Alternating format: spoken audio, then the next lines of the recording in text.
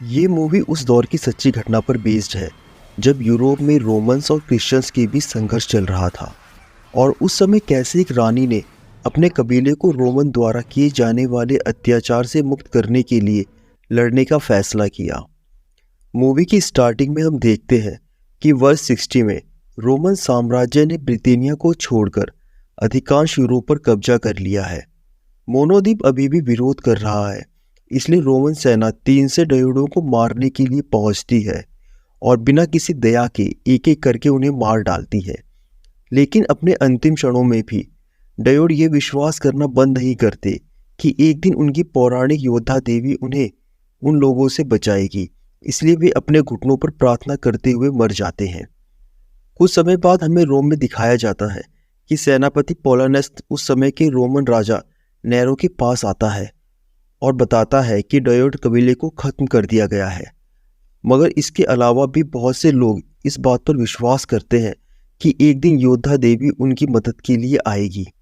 तो नेरो ये आदेश देता है कि यूरोप में अगर कोई भी औरत राज संभालने का दावा करती है तो उसे खत्म कर दिया जाए। इस बीच ब्रिटेनिया में इकेनी जनजाति राजा प्रस्तागस और उसकी रानी के नेतृत्व में शांति से रह रही है।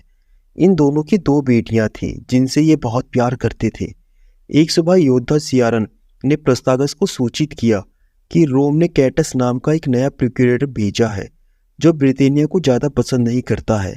मतलब कि अब वह जो भी कहेगा इन लोगों को उसकी बातें माननी पड़ेंगी। राजा इस मामले पर गौर करता है जबकि रानी अपनी बच्चियों को लेकर मार्केट चली जाती है। रास्ते में उन्हें पेड़ पर लटकी हुई कुछ लाशें नजर आती हैं जिन्हें बेदर्दी से कत्ल कर दिया गया था। रानी अपनी बच्चियों को समझाती है कि जरूर इन लोगों ने कुछ बुरा काम किया होगा, इसलिए इन्हें सजा मिली, लेकिन उसकी नौकरानी उसे सही करती है। वे मृत वास्तव में ईसाई थे जिन्हें रोमन ने उनकी मान्यताओं के लिए मार डाला था। यह जानकर रानी को बहुत बुरा लगता है। रानी डरने से इनकार करती है और लड़कियों को वैसे ही बाजार ले जाती है। जब वो चारों ओर देखते हैं तो उन्हें ट्रेनोवेटा योद्धाओं का एक समूह दिखाई देता है। अचानक कार्डिमेडा रानी को देखती है और उसके सामने घुटने टेक देती है। वह उसे बोधिका योद्धा देवी का नाम कहकर बुलाती है। जब वे ये बात सुनते हैं तो अन्य योद्धा भी उसके सामने घुटने टेक देते हैं। लेकिन एक दुकान के मालिक ने नौकरानी को लड़कियों को देवी की कथा समझाते हुए और रोम के नाम का विरोध करते हुए सुना। वे आदमी रानी को पकड़कर रोमन गार्डों के पास ले जाने की कोशिश करता है, लेकिन कार्टिमेडा तुरंत उसका हाथ काट देती है और फिर उसका सर धड़ से अलग कर देती है। बाद में रोमन गार्डों के पहुंचने से पहले ही वे लोग वहां से भाग जाते हैं। कुछ समय बाद प्रस्तागस ने बताया कि उसे अपनी पत्नी की बेगुनाही साबित करने के लिए सेंचुरियन के साथ बातचीत और सौदेबाजी करनी पड़ी। लगभग 1 वर्ष तक रानी को बाजार में लौटने की अनुमति नहीं है। वे जो भी चाहती है उसके लिए उसे एक नौकर भेजना पड़ता है। तब रानी उससे पूछती है कि ट्रेनोवेटा योद्धाओं ने उसे अपनी देवी के रूप में क्यों देखा। तो राजा उसे बताता है कि शायद तुम्हारे पूर्वजों की वजह से। असल में रानी जिस कबीले से थी, मतलब उसके पिताजी और दादाजी, वो बहुत ही खतरनाक कबीला था। उन्होंने बड़े बड़े युद्ध जीते थे। दोपहर में अगले दिन रानी अपने बच्चों के साथ तलवारबाजी कर रही थी जिसमें वे इतनी अच्छी नहीं थी। प्रस्तागस जल्द ही उनके साथ शामिल हो जाता है, जबकि सियारन कहता है कि वह जा रहा है। और रानी ने नोटिस किया कि युद्ध में अपने परिवार को खोने के बाद से ही वे लगातार उदास रहता है।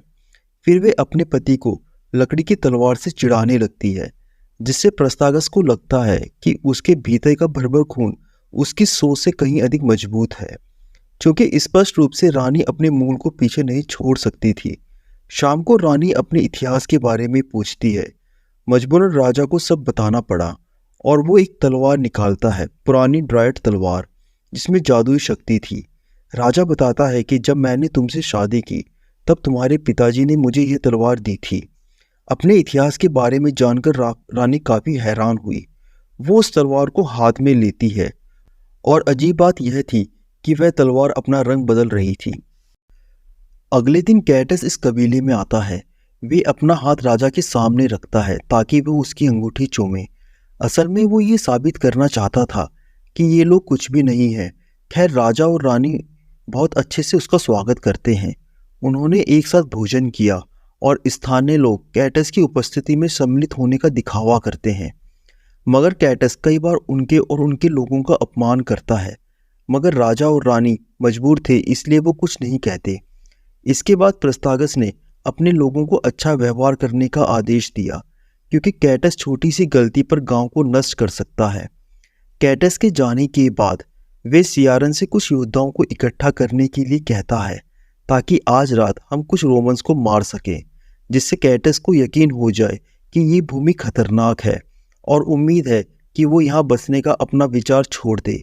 सियारन अपने राजा की बात मानता है, लेकिन उसे यह विचार पसंद नहीं आता। कुछ समय बाद प्रस्तागस अपने कुछ साथियों को लेकर हमला करने जाता है। कुछ दिनों के बाद वे वापस आ गए, लेकिन सियारन के पास रानी के लिए बुरी खबर है। जब वो लड़ रहे थे तो उस पर घात लगाकर हमला किया गया और युद्ध में प्रस्तागस की मृत्यु हो गई, जिससे रानी पूरी तरह से टूट चुकी है और अपने राजा की रक्षा ना करने के लिए उन पर चिल्लाते हुए सियारन को दूर भेज देती है। अगले दिन क्योंकि कोई पुरुष उत्तराधिकारी नहीं है, तो इकेनी जनजाति उसे अपनी नई रानी घोषित करती है और उसे शाही शक्ति प्रदान करती है। सियारन इस फैसले से ज़्यादा खुश नहीं होता।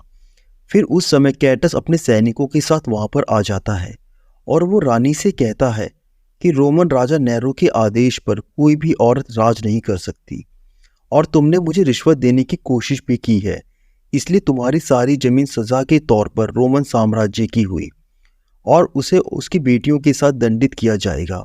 उसने यह भी खुलासा किया कि सियारन ही वह व्यक्ति है जिसने उसे प्रस्तागस का स्थान बताया था, ताकि उसके सैनिक उस पर घात लगाकर हमला कर सके।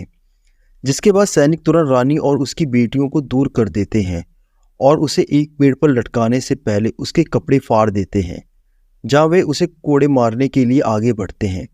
रानी पर बार बार प्रहार किया जाता है और जनजाति केवल देख सकती है, क्योंकि जो लोग विरोध करने का कोशिश करते हैं उन्हें सैनिकों द्वारा पकड़ लिया जाता है।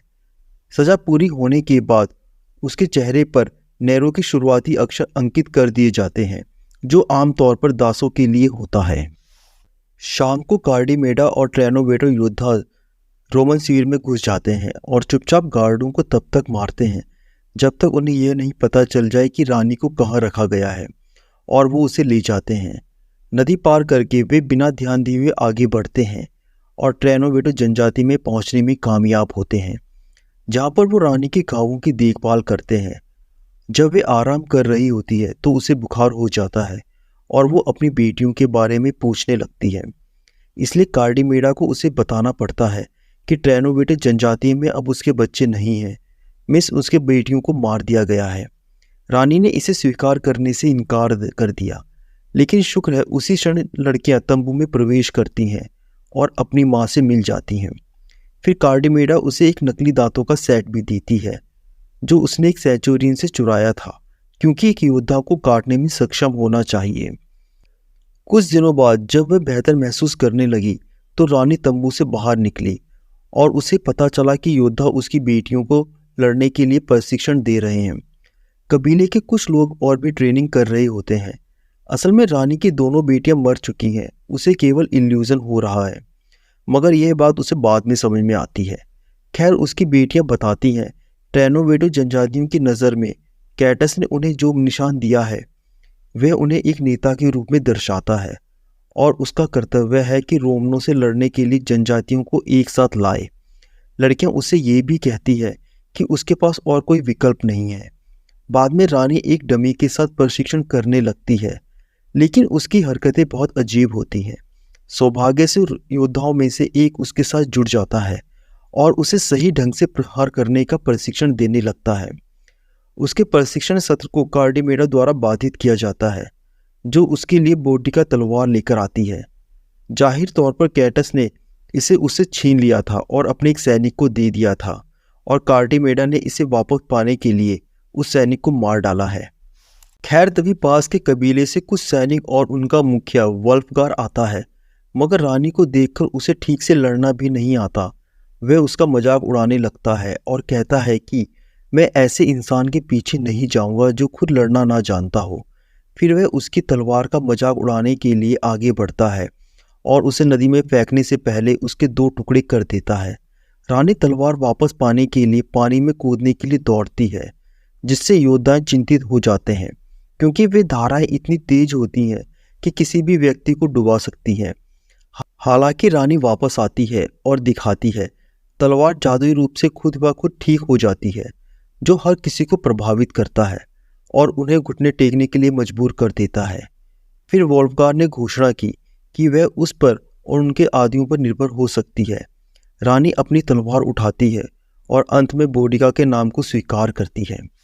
रात को एक रस्म होती है जिसमें आसपास के सभी कबीले उसे अपने मुखिया के रूप में चुनते हैं और बोडिका का स्वागत करते हैं। वे अपनी आज़ादी पाने के लिए एक भाषण भी देती है और कहती है कि वह 2 दिनों में कैटस के काफिले पर हमला कर सकते हैं। लेकिन वोल्फगार को संदेह होता है क्योंकि कैटस के पास एक शक्तिशाली सेना है और वह अपनी मौत की ओर चलने जैसा होगा। मगर तभी बोडिका के हाथ में वो तलवार उड़ते हुए आती है और हर कोई उसे एक संकेत के रूप में देखता है। मगर वोल्फगार कहता है कि वे अपने लोगों को मौत के रूप में नहीं ले जा सकता। इस पर बोडिका कहती है कि वह फिर अकेले ही लड़ने जाएगी।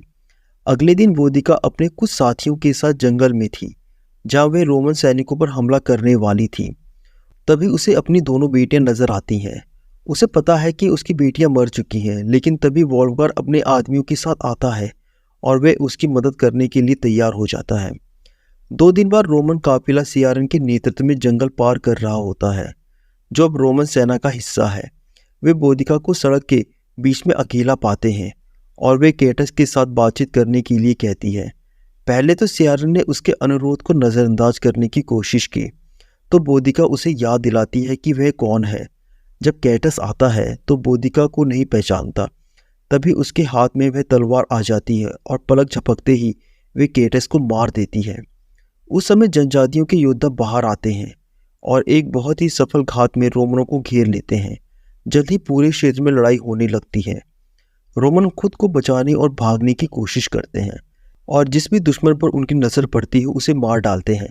बोडिका कभी कभी अपनी तलवार खो देती है, लेकिन वह हार नहीं मानती और तब तक लड़ती है जब तक एक भी रोमन नहीं मर जाता और उनके सिर किलों पर नहीं ठोक दिए जाते।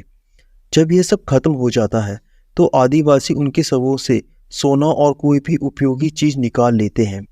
2 योद्धा सियारन को भागते हुए पाते हैं और उसे बोडिका के सामने लाते हैं और उसे देखते ही वो इतनी पागल हो जाती है कि वह एक राजद्रोह के लिए उस पर बार बार चाकू से हमला करना शुरू कर देती है।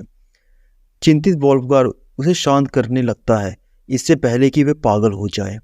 शाम को ये ड्राइड कबीले में आते हैं, जहाँ बोडिका को बताया जाता है कि अभी तक वो योद्धा नहीं बनी है जब तक वो अपने दुश्मन का खून ना पी ले। फिर एक रस्म होती है जिसके अनुसार कैटस की खोपड़ी से बोडिका और वोल्फगार को ब्लड पिलाया जाता है और उन्हें आशीर्वाद भी दिया जाता है। आशीर्वाद प्राप्त करने के बाद वोल्फगार बोडिका के साथ फ्लर्ट करने की कोशिश करता है। भले ही उसने पहले से ही 2 पत्नियां हों, लेकिन बोडिका ने उसे मना कर दिया क्योंकि वह अभी भी खुद को राजा प्रोस्टागस की पत्नी मानती है। बोडिका के अकेले रह जाने के बाद एक बुजुर्ग औरत उससे जीवन के बारे में बात करने के लिए आती है। वो बोडिका को बताती है कि उसकी बेटियां वास्तव में मर गई हैं और जब उसे अपनी बेटियां नजर आती हैं तो असल में यह सिर्फ उसके दिमाग में है। तभी बोडिका परिवार की सभी यादों के बारे में एक साथ सोचना शुरू कर देती है। बुजुर्ग औरत कहती है कि उसकी बेटियों की आत्माएं हमेशा उसके साथ रहेंगी और वह भी जल्द वहां पर पहुंच जाएगी, लेकिन पहले उसे फिर से अपनी सेना का नेतृत्व करना होगा। इन सभी खुलासों से परेशान होकर अगली सुबह वह बाहर आती है और वोल्फगार से पूछती है कि क्या उसे भी उसकी बेटियां दिखाई देती हैं, और वह पुष्टि करता है कि वह सिर्फ उसकी कल्पना है। इससे उसकी हालत खराब हो जाती है और वो बेहोश हो जाती है। कुछ टाइम बाद बोडिका बिस्तर पर जागती है और अपनी बेटियों की आत्माओं को अपने पास पाती है। इस बार वह जानती है कि वह असली नहीं है, मगर वो खुश थी कि चलो वो उनके साथ है और वादा करती है कि वे जल्द ही उससे मिलने आएगी। कुछ दिनों बाद बोडिका और उसकी सेना कैम्यूलस पहुंचती है।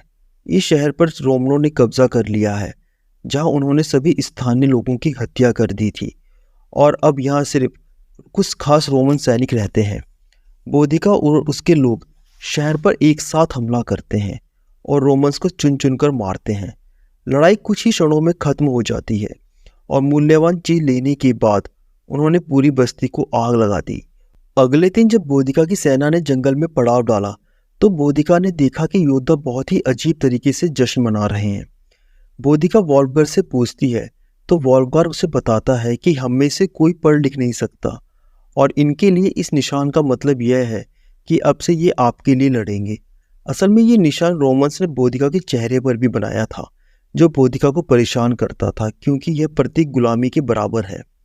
कुछ दिन बाद जब वे कैम्ब्रिज वन में पहुंचते हैं तो वे एक अन्य रोमन सेना पर घात लगाकर हमला करते हैं और दर्जनों सैनिक बिना किसी दया के मारे जाते हैं।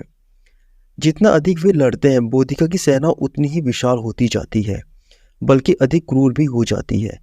कुछ महीनों बाद लंदन में बोधिका की सेना ने आधी रात में बंदरगाह पर हमला किया और अपने दुश्मनों की जहाज़ों को जला दिया। रोमन सैनिकों ने सीमा पर बने रहने की पूरी कोशिश की, लेकिन वे इसके खिलाफ कुछ नहीं कर पाते और रोमन्स की सेना को इन हमलों से बहुत नुकसान पहुंच रहा था और रोम के लोग भी राजा के खिलाफ हो जाते हैं। इस बीच रोम में दंगे भड़क जाते हैं और इमारतें जलने लगती हैं। लोग इस बात से खुश नहीं हैं कि युद्ध कितना महंगा है, उन्हें तो सिर्फ जीत चाहिए थी। तभी सेनापति राजा के पास जाता है और उनसे आदेश लेना चाहता है, लेकिन राजा समझता है कि वे एक संगीतकार है, योद्धा नहीं। उसे लगता है कि रोमन ने उसे छोड़ दिया है, इसलिए वह खुद को मिटाने का फैसला करता है।